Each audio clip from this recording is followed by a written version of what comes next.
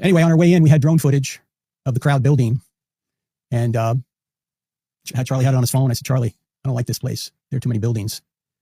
Charlie just kind of brushed it off because, look, we have a security team, and he wasn't going to cancel an event. And as far as we knew, the university police were there, and they would scout out the place and put people in appropriate positions. I don't know any of the details on this now, but that was the thought anyway. So we get there, we pray, we get out of the car. There's a whole bunch of TPUSA leaders there that want to pose for pictures. Charlie graciously poses for pictures. He posed for a picture with me, and we'll show this picture here. This is me, Charlie, and in the middle is Butch Hibbs. That's the brother of Jack Hibbs, Pastor Jack Hibbs. And he came to the event, wanted to meet us both, so we took a picture. This picture was taken maybe 20 minutes before the assassin struck. So we head right into the base of the amphitheater. Charlie's like, welcome to the big leagues. I mean, there are just people everywhere. We'll show you some footage here. I mean, they were all everywhere. I've never seen a crowd so enthusiastic to see Charlie. So Charlie starts flipping these hats. You know, he's got the Make America Great Again hats, the 47 hats. And so I'm just kind of standing there, and someone on staff just hands me a row of hats. So I guess I get to flip them too. So I'm flipping them all over the place. And people are just excited. They're chanting USA, USA. I mean, they just love Charlie. So I start FaceTiming my wife and say, look at this. This is incredible. Then I start FaceTiming my son and my daughter-in-law while Charlie sits down and begins to ask questions. Now, this is where you may have seen an internet conspiracy. The man in the white hat was giving signals to the shooter. Yeah, the man in the white hat was me, okay? I did this with my hat. Maybe I touched my nose or something while I'm holding my phone because I'm FaceTiming my son and daughter-in-law. And they're huge Charlie fans. So I'm maybe 30 feet from Charlie. I'm right off his right elbow. I'm standing probably just off camera if the camera's going forward on him. Maybe about his 3:30 or 4 o'clock. And I'm just filming away.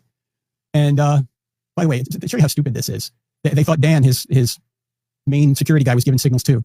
Signals for what? You don't need signals. There's a sniper up there. He doesn't need anyone to signal anything. He can look through his scope and see what's going on. We think he's looking through his scope and going, what's the signal? What am I? It's crazy that people actually believe this stuff. But you know, if it's on the internet, it must be true, right? Don't believe in these crazy conspiracy theories. You need evidence. It's ridiculous. I didn't even know about it for probably 36 hours after the murder, or 30 hours after the murder. We were in a bubble. We were just paying attention to the family. We were just paying attention to the friends. Didn't go on the internet much.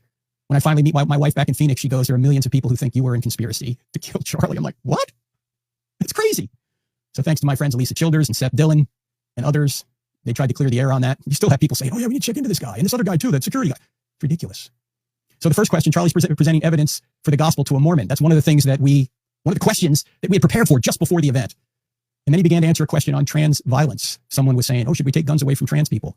Well, in light of what happened, the answer is yes. Because right about then, I hear this pop. It sounded like it was close. We later learned it was from over 100 yards away. And out of the corner of my eye, I see Charlie go back. And so I start to head toward Charlie, and I see that the security guys are already there. So then I duck, thinking, okay, maybe there's other shots coming. And then I'm still on the phone. And my daughter-in-law told me these were the first words out of my mouth. No. So I went behind. There's like backdrop. Charlie's sitting here. There's a backdrop. I'm over here. So I go behind because I know the security guys are taking him out the other side. So I'm running with them toward the car. And the phone is still on. And ladies and gentlemen, I was afraid that at some point this was going to happen. I thought that somebody would take a shot at Charlie. And I think maybe Charlie did at some point think so too, but he thought that the security was good. And his security team was good. But somebody way up there, whoever should have had that blew it. I don't know who that was. But I thought about what would I do? What would I do if that happened and I was there? Now, here's what Erica wants me to relate on Sunday. This is going to be the hard part, but maybe also the comforting part. Charlie Kirk was literally like a son to me. I have 3 sons. He was like my 4th son. My 3 sons are a little bit older than Charlie. He was like my 4th son. So when he was hit, if your son got hit, what would you do? What would you do? I got in the car. Because if there was any way I could save him, I had to do something. I couldn't just take him. You guys got it. So they got him in the side of the car. It was an SUV. It was the SUV we took over. And I'm on one side, and there's actually some video of this. Somebody's taking video of this. I'm on one side of the car, the right side, and they're getting Charlie in. So I run over to the other side, but the guy was dragging him in. They're now blocking that entrance. So at that point, I run around to the back. I pop the back gate open, and I jump in the back. The car lurches forward. Apparently somebody jumped in the car. So the car lurches forward, so I almost fall out of the car, the SUV. Then I grab the thing and close it. And there's 5 of us in the car now. Justin's driving. Dan is up front with the GPS. Rick has got him. Rick's on my left, and Brian is there. And I'm coming over the back seat, and Charlie's laid out in front, just right in front of me. And Charlie's so tall, we can't close the door. We drove 4 miles, I don't know, 4 something miles, all the way to the hospital with the door open. To this day, I don't know how Brian stayed in the car because we're just go. We're trying to stop the bleeding. You saw it. And I'm yelling, come on, Charlie, come on. Meanwhile, my phone is still on. My son and daughter-in-law are hearing this whole thing. And his security team, again, Justin, Dan, Brian, and Rick, they love Charlie. But they were much cooler than I mean, they're just carrying out, they're calmly, but they're swiftly doing exactly what they were trained to do. Rick starts praying out loud. I'm praying out loud. We're yelling, come on, let's go. My son's hearing all this. And we're doing the best we can to navigate traffic. This is not a highway. We're on surface streets. And suddenly there's an ambulance coming toward us. And there was conversation in the car. Should we stop? We're like, no, just keep going. Just keep going. The doctor later said that was the right thing to do. Ambulance goes by us. We're still heading to the hospital, trying to get there. At one point, somebody says, let's get there in one piece because we're cutting through intersections. We're just beeping the horn. This is not an emergency vehicle. There's no lights. There's none of this. And I go, we got to start CPR. So I try and start that. Now,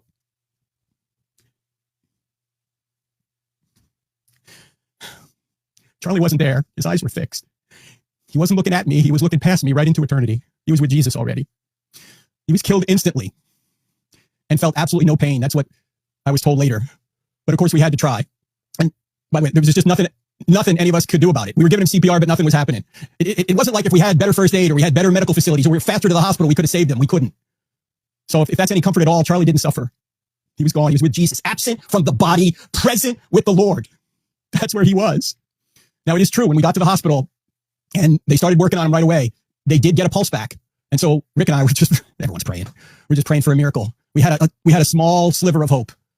And the doctor later said that we got a pulse because Charlie was a very healthy man, but the shot was catastrophic. So 20 or 30 minutes later, the surgeon came out and said he was dead. Now, first of all, the hospital staff and the law enforcement were amazing. But let me tell you who the heroes were in this whole thing. We're going to start with 23-year-old Mikey McCoy, who is Charlie's chief of staff and the son of Pastor Rob McCoy and his wife, Michelle. Charlie considered Rob his pastor. And Charlie hired Mikey, almost right out of high school.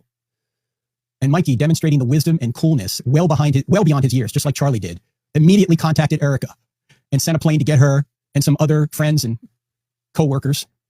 He called the president, the vice president of the United States. He quizzed the doctors, asked them hard questions. He dealt with the police, the FBI. We're all being interviewed by the FBI. He scheduled the funeral home. And a couple hours later, transportation, hotels, Air Force Two. Mikey McCoy is an absolute hero. And keep in mind, he's doing all this after his best friend and boss was just martyred before his eyes. This is the kind of people that Charlie hired. TPUSA, look, I was in the Navy for 8 years. I know good quality people when I see them. They have people who I would put up against anyone. They're tremendous servants, tremendously capable people. Let me just name a few of them who were involved in all this. Catherine LaCastro came up with Erica. Man, amazing woman, young, I don't know, in her 20s somewhere, but she was helping Mikey organize everything. Andrew Colvett, many know Andrew. He is the producer of the Charlie Kirk Show. He wasn't there, but he got there quickly with his wife. Amazing man. And you can see what he's doing on the Charlie Kirk Show right now. Danny Phillip, a newly hired researcher. Let me just show you what kind of attention to detail these people have. Let me just say that when the three of us in the back of the SUV got to the hospital, we had to change our clothes. And so they all gave us scrubs. So when we all get to a hotel later that night in Salt Lake City, Mikey looks at me and he says, I'm going to go get you some new clothes. I go, why, Mikey? I can wear these scrubs. No, you want new clothes for tomorrow. Air Force Two's coming. You don't have to wear scrubs. I'll go. So he delegated to Danny to go buy me clothes. Can you imagine this level of detail? Their boss has just died. Their friend has just died, martyred. And they're worried about whether I'm in scrubs or not. In fact,